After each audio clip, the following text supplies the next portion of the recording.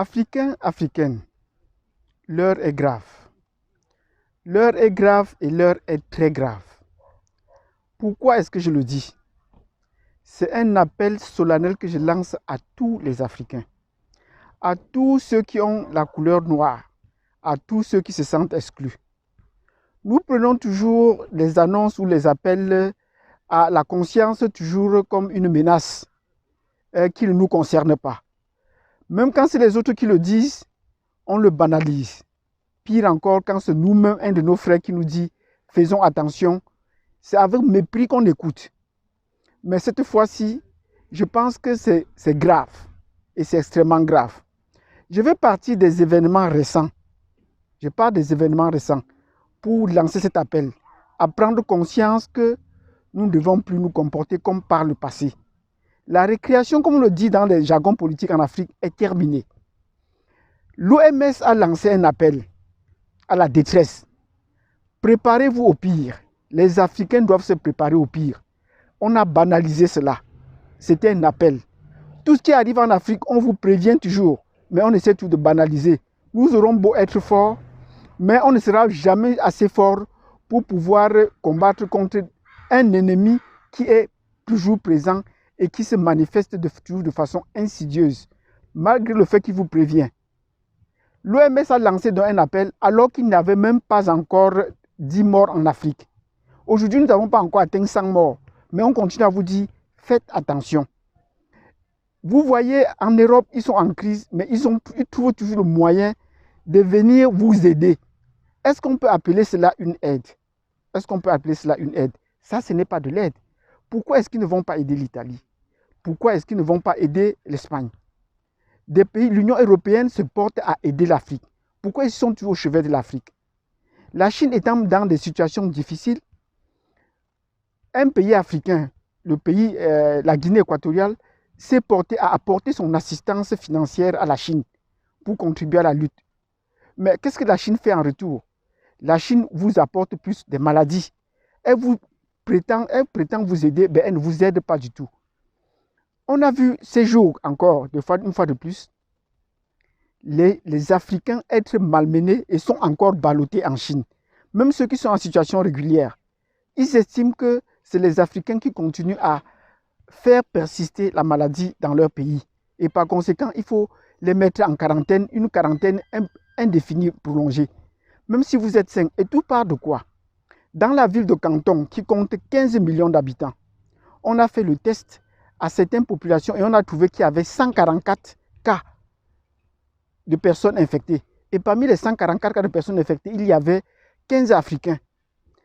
Or, maintenant, sur la base de ces 15 Africains infectés, on estime que c'est les Africains qui continuent à perpétuer la transmission du virus en Chine.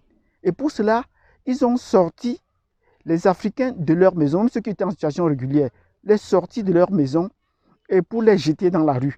Ces Africains ayant des moyens ne peuvent non plus aller à l'hôtel. Ils sont refoulés et ils dorment à même la rue.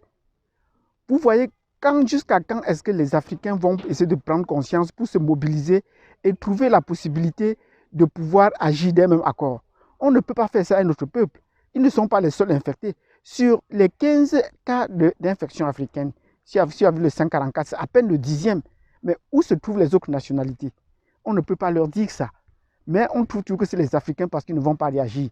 Mais parmi eux, il y a au moins un pays qui a réagi. C'est le Nigeria. Mais le Nigeria est venu porter assistance à sa population. Le Nigeria est venu dire, le consul nigérien est venu dire aux autorités chinoises que ça ne peut pas se passer comme ça.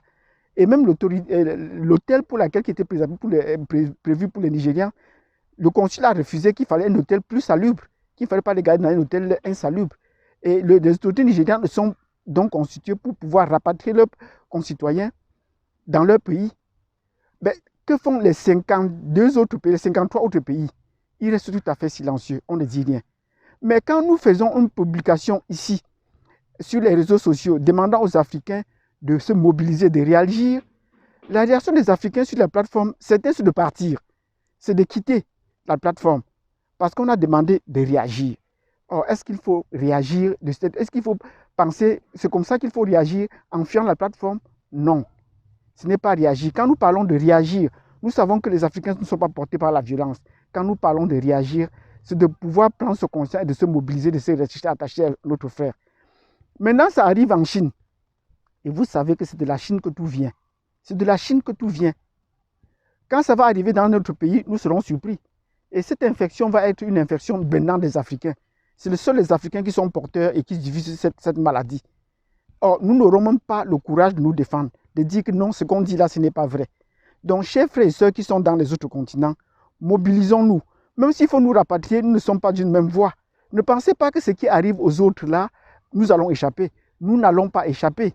Nous n'allons pas échapper. Partout où vous êtes des Africains, vous êtes des Noirs, peu importe vos papiers.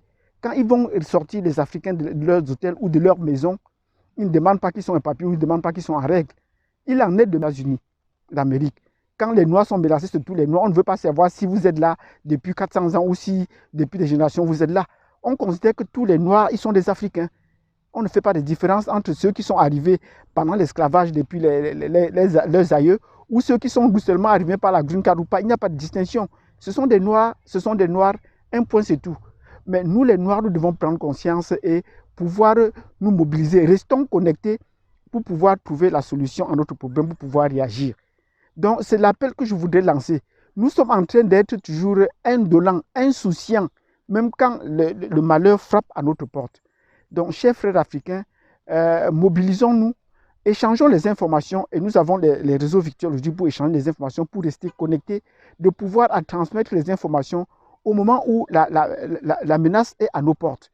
Parce que si maintenant on menace dans les villes de Richmond ou dans les quartiers Richmond qui sont en Amérique du Nord, c'est peuplé généralement par les Chinois. Si les Chinois commencent à chasser un frère là-bas, vous ne serez jamais au courant. Vous allez dire, ah, ça ne vous concerne pas. Mais quand votre tour viendra, il se fera déjà trop tard. Parce que tout le monde sera déjà parti, vous serez le seul. Et vous allez dormir à la rue et voilà comment vous allez périr. Vous savez, notre vie ne coûte rien aux yeux des autres. Tant que vous êtes en situation minoritaire, comme ils le considèrent, il faut vous écarter de la face de la Terre. Et c'est pour cela que la dépopulation de la Terre passe essentiellement par vous. Si on vous écartait, on aurait accès à vos ressources et ils vivraient plus tranquillement sur la Terre. C'est vous qui êtes le problème et vous feignez de l'ignorer. C'est ça dont on appelle aujourd'hui. N'ignorez pas le problème ou les appels qu'on vous lance. L'OMS a lancé l'appel, la Chine a réagi et maintenant on continue toujours à rester à l'écart. Chers frères et sœurs, c'est sur ce propos que je vais arrêter. Prenons conscience et sachons que la menace est déjà à notre porte. Sur ce, je vous prie de bien vouloir vous connecter les uns et les autres, de prendre les nouvelles pour pouvoir agir ou réagir, interagir entre nous. Merci et à la prochaine. Courage.